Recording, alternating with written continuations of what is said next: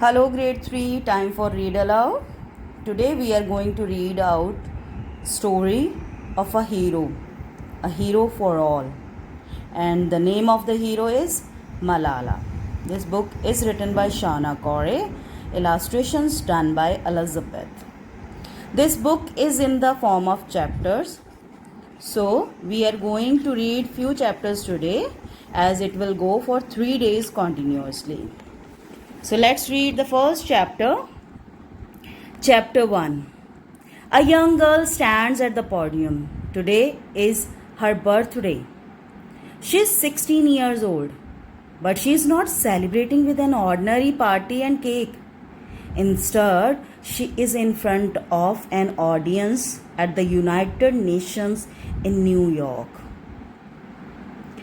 Hundreds of people wait to hear what she will say.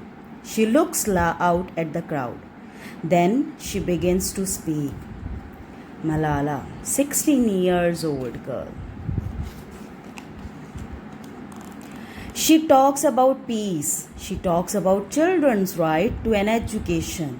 It's time to speak up, she says. Our words can change the world. When she is finished, the audience rises and gives her a standing ovation. The young girl in front of them is a hero.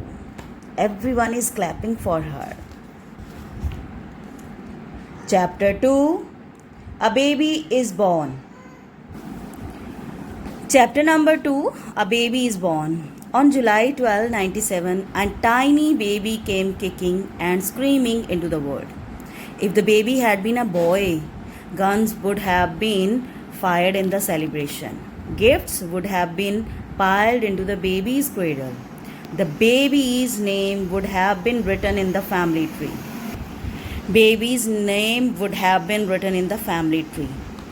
But this baby was a girl.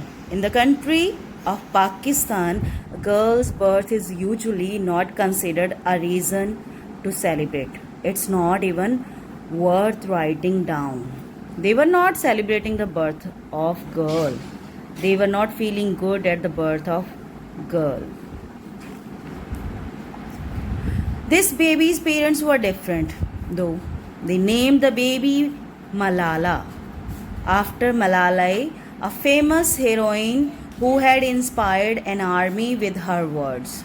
Malala Yousafzai's father was a teacher, a poet, and the principal of a school. He wrote her name on the family tree next to the boys and men who had come before her, and he taught her the story of Malalai. See the map of Pakistan where it is.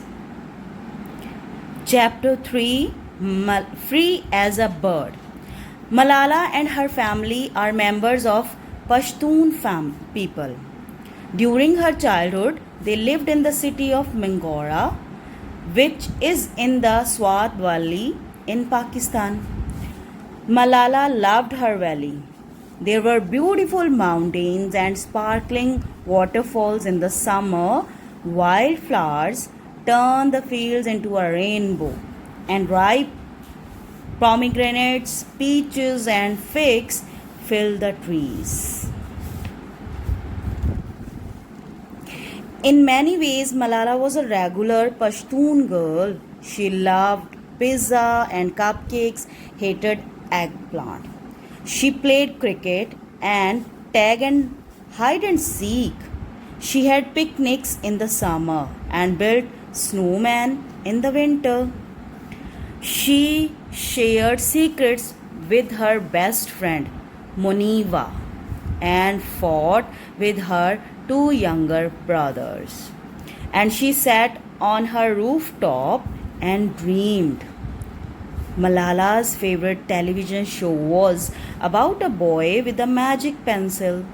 The boy could make anything he wanted with his pencil. Malala wished she had a magic pencil. In other ways, Malala was not an ordinary Pashtun girl. In Pakistan, boys and girls were not considered equal. Older girls weren't supposed to leave their house unless they had a male relative with them. They weren't even allowed to look men in the eye. Most Pashtun women followed the code of Parda, which meant they covered themselves, including their faces, when they were in public. Malala said she would never cover her face, and to everyone's surprise, her father agreed. Malala lived free as a bird, he said.